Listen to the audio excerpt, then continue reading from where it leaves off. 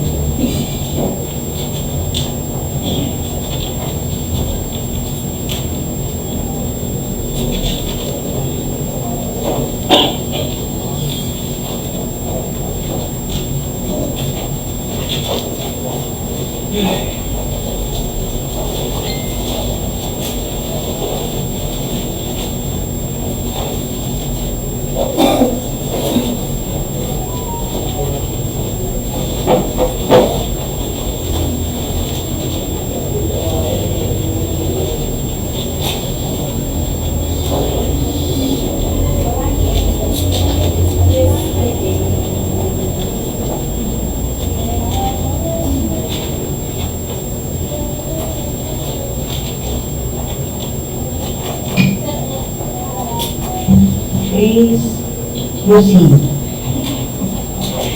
Okay po. So may I read to you the technical proposal of ACC Builders for contract ID number 2580-0112. Based on our initial evaluation, all the required documents are attached, including the certificate of builders registration with platinum membership, valid until December 9, 2025. Also, the mayor's permit, they attach the updated mayor's permit, valid until December 31, 2025, ma'am. And Updated already.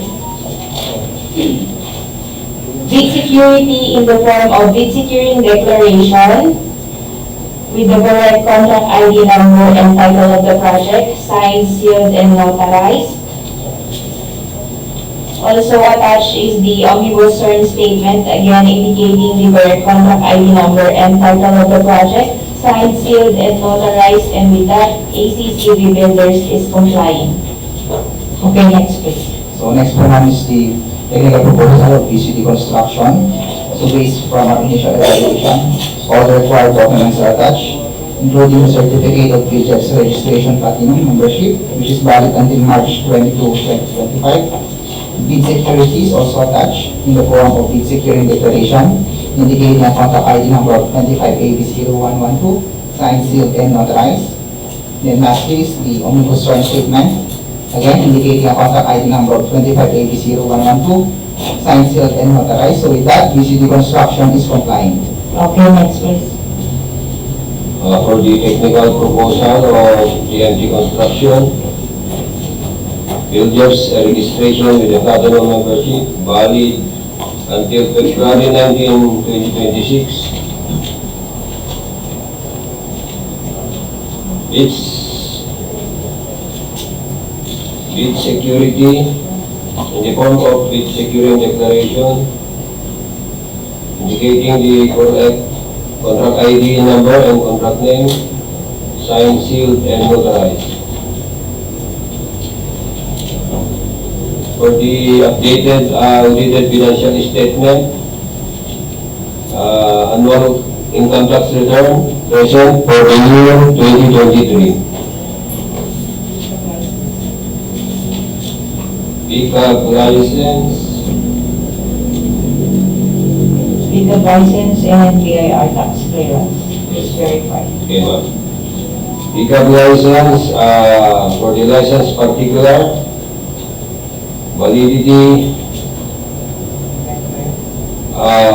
to November 13, 2026. For the registration particular, to September 13, 2027. For the tax clearance, is valid from June 15, 2022 to June 15, 20... sorry, DTI. Sorry, ma'am, sa DTI certificate. For the tax clearance certificate, valid until January 23, 2026. Okay, thank you. And last one is the omnibus sworn statement.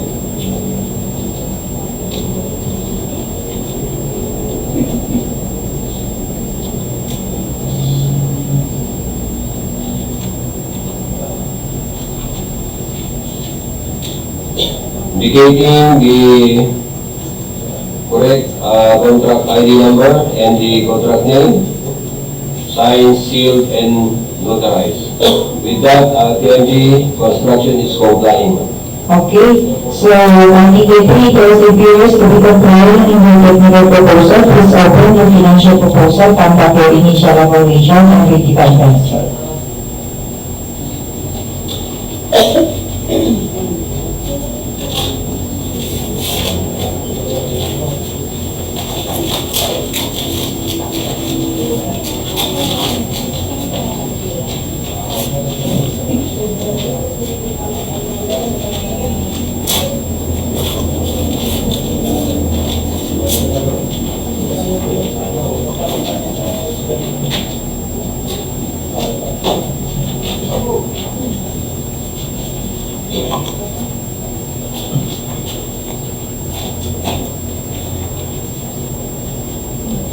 Okay, ma'am? Please go ahead. For the financial proposal of BCD Construction, documents attached, bid form, duly signed, summary of bid prices, duly signed, bill of quantities, duly signed, detailed estimates, all pages signed, cash flow by quarter, duly signed. So the bid offer of BCD Construction is 4,900,525 pesos and 82 centavos. I repeat, 4,900,525 pesos and 82 centavos. No discount offered. Okay, next. For the financial proposal of TNT Construction, bid form, signed, bill of quantities, signed, summary of bid prices, signed, detailed estimate, all pages, signed, and cash flow by quarter and payment schedule, signed.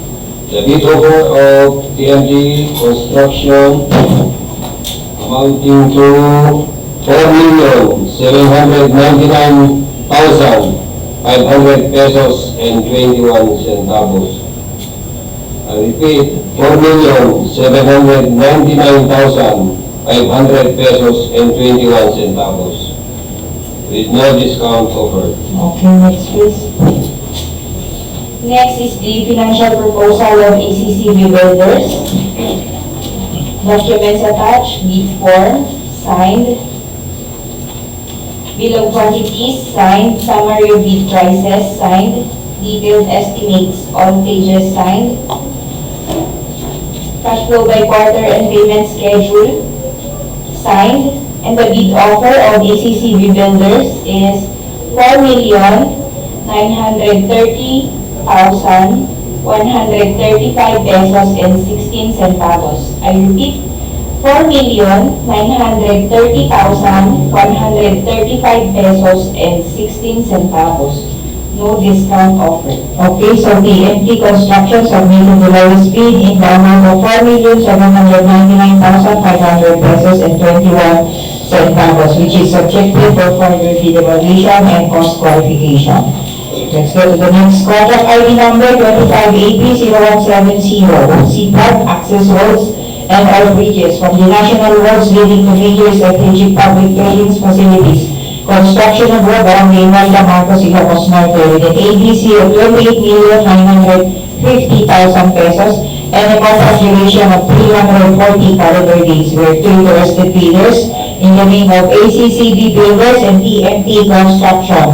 So based on the result of the electronic eligibility processing for legal aspects, for ACCB Builders, please verify again the name is fully updated. And for TMT Construction, again, please verify also the DLR tax clearance certificate and the builder's registration. All the other aspects, pass. And for the technical and financial aspects, for ACCB Builders, pass. And for TMT Construction, again, verify the pickup license. And all the other aspects, pass. With that, please open the submitted technical proposal or the two interested builders and unanimously conduct your initial evaluation and ready contents.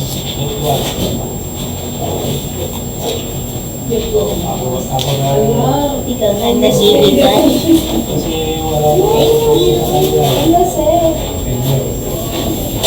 Ikaw na ang nag-iiwan. Thank you, sir.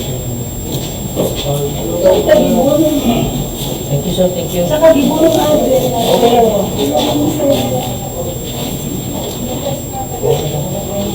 Julia! Ang bainak ko. Saka hindi na talo. Wala naman akong magawa kasi nandito ako.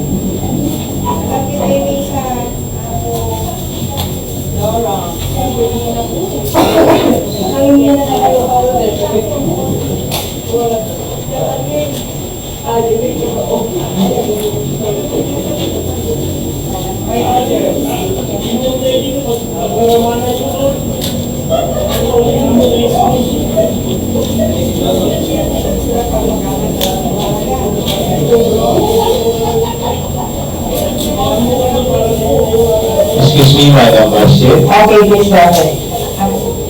Thank you so much, Ate. Okay, with this, the technical documents of TMT Construction. So based on initial evaluation of required documents are attached and signed. This includes the updated to certificate of builders registration valid until February 19, 2026. Same is true with the updated pickup license valid until November 13, 2026. Other documents are the security in the form of bid securing declaration, duly signed, sealed, and notarized with the correct title of the projects. And same is true with the omnibus term statement, duly signed, sealed, and notarized, carrying the correct project details. So with that, TMT Construction is compliant. Next, please. Minus space.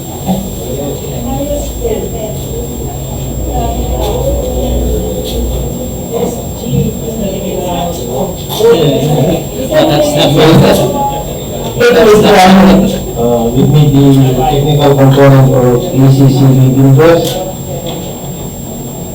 for 25 ABC0170. Based on our initial evaluation, all of the required documents are attached, including his mayor's permit, valid until December 31, 2025, updated. Bid secured in the form of bid securing declaration with contract ID number 2580-0170 with contract name signed, sealed, and notarized. Just with the omnibus terms statement with contract ID number 2580-0170 with correct contract name, signed, sealed, and notarized. With that, ACCB Builders is compliant. Okay, so finding the two interested bidders to be compliant, please open the submitted financial proposal, conduct your initial evaluation, and read the contents.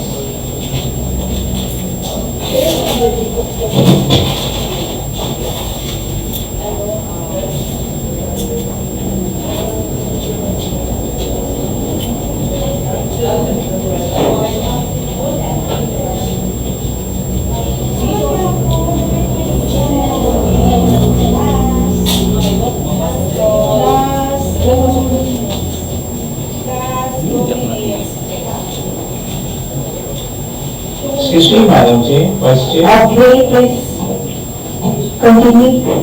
Okay, for the financial document of TMT Construction, bid form, signed. Bill of quantities, signed. Summary of bid prices, signed. Bidded estimates, all pages signed. Cash flow by quarter, signed. So the bid offer of TMT Construction is 28,656,267 pesos and 14 centavos. No discount offer. I repeat, 28,656,267 pesos and 14 centavos. Next, please. With the financial component of ACCB Builders for 25 AB0170. Bid form signed. Bill of quantities signed. Summary of bid prices signed. Detailed estimates signed.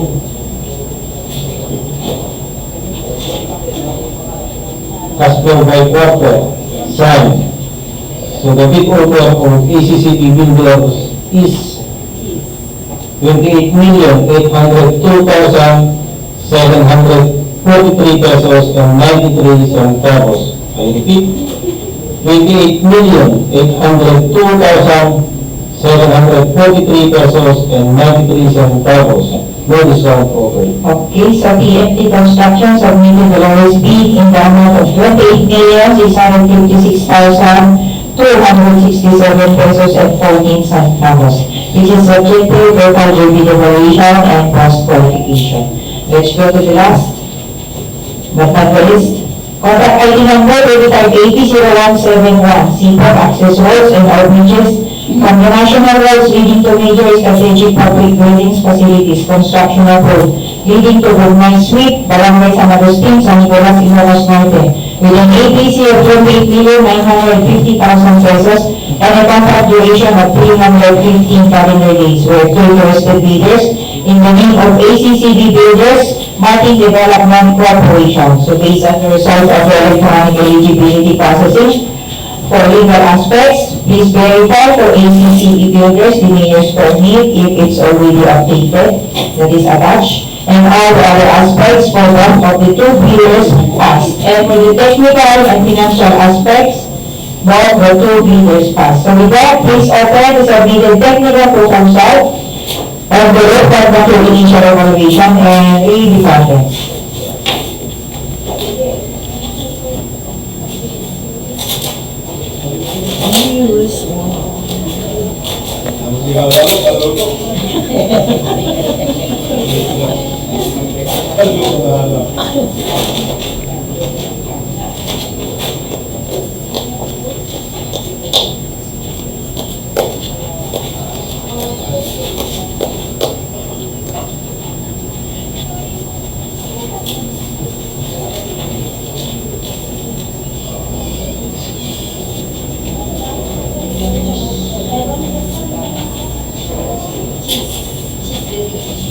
She's very sure.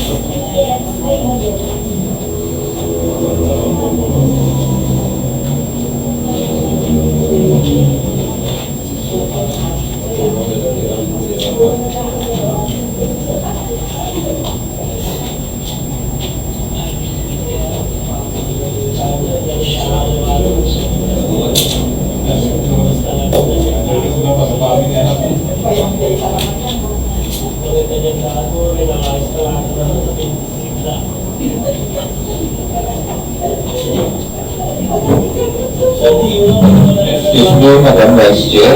Okay, please go ahead. With me is the technical proposal of Martin Development Corporation for contract ID number 25AB0171. Based on our initial evaluation, all the required documents are attached, including the certificate of builders registration with valid of membership, valid until July 2, 2025.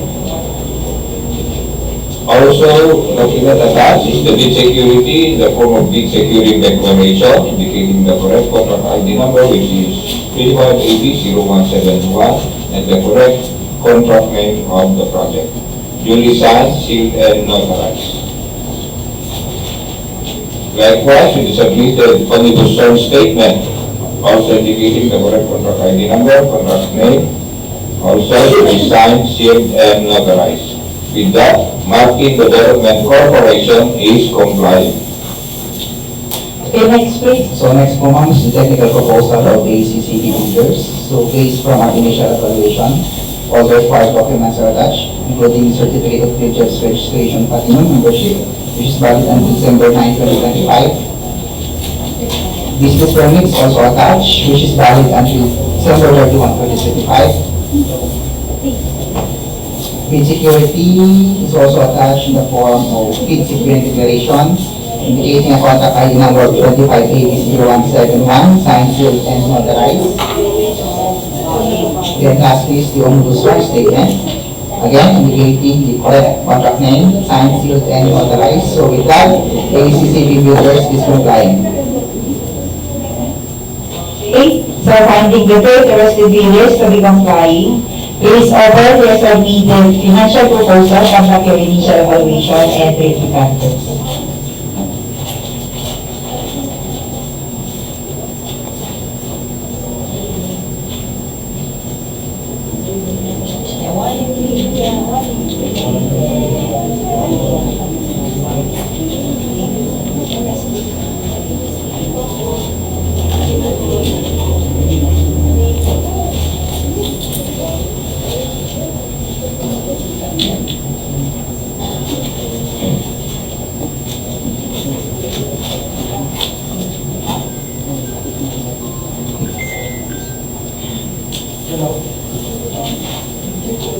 May I proceed, Madam Chair, Vice Chair? Okay, please continue. For the final financial proposal of Martin Development Corporation for contract ID number 2580-0171, documents attached, bid form, duly signed, bid prices, summary of bid prices, duly signed, bill of quantities, duly signed, detailed estimates, all signed, cash flow by quarter, also duly signed. So the bid offer of Martin Development Corporation for contract ID number 2580-0171 is 28,660,499 pesos and 37 centavos. I repeat, 28,660,499 pesos and 37 centavos. No discount offered.